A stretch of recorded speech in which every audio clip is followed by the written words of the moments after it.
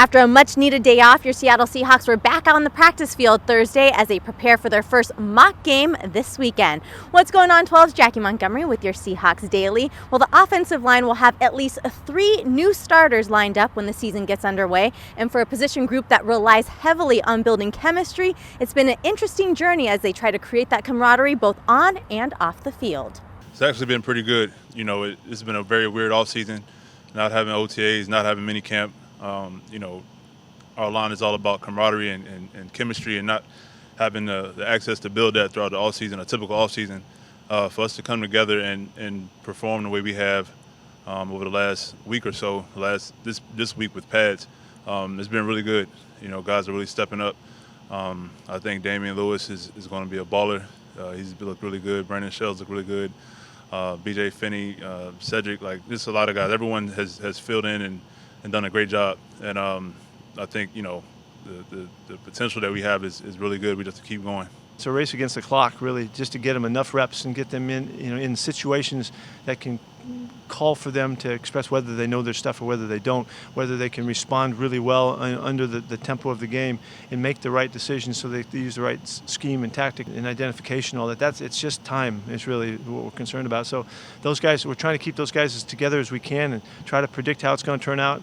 But there's such good competition that they're making it hard on us. So if there's anything, it would be that there's competition at the spots that make us want to see other guys that keep us from getting the extra turns together in the same unit. So we're not calling it early, but there'll be we got 3.5 weeks right now is what we're looking at, and so we're just trying to log as many minutes as we can. So that's really the part that we're concerned about. Can we get enough reps so that they can be ready for game time and they can really respond in game speed like they have to? The players might not get the same face-to-face interaction off the field, but they're still finding ways to build chemistry through virtual meetings. We kind of have like a roundtable talk.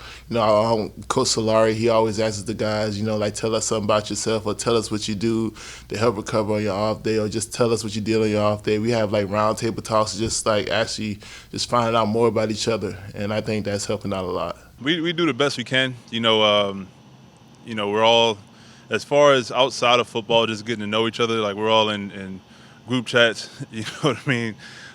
We have our Zoom meetings, just trying to learn each other and being in the facility. We have that opportunity. Other than that, it just comes down to work. You can't really simulate anything outside of actually playing, so we just have to get our work in practice. And like I said, so far it's been really good. So we'll have adversity at some point that we'll have to overcome, and that's what builds the character. And so whenever that happens, we'll face it.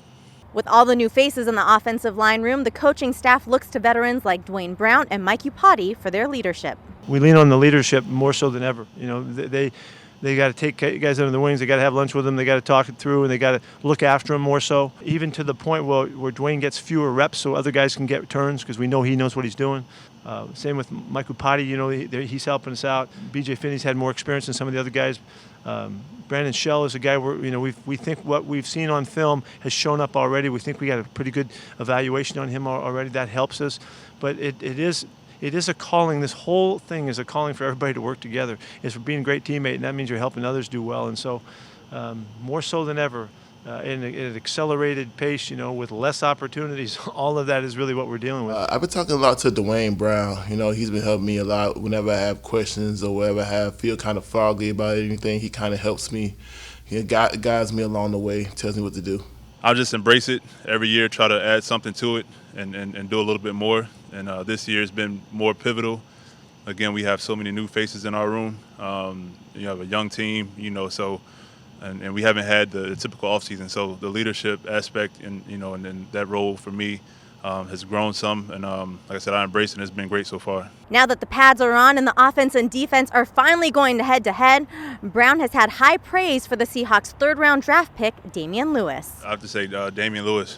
For a rookie to come in, number one, I think he, in the Zoom meetings, like I said, he didn't have a typical rookie offseason, and he had to learn everything at home, and he was able to really retain a lot of information and be able to see him physically in practice. One-on-ones, he's been stellar, and we have a good group of D linemen as well, and those guys get after it, make us work, and he has a lot of ability. He's strong, plays with great leverage, he can move well.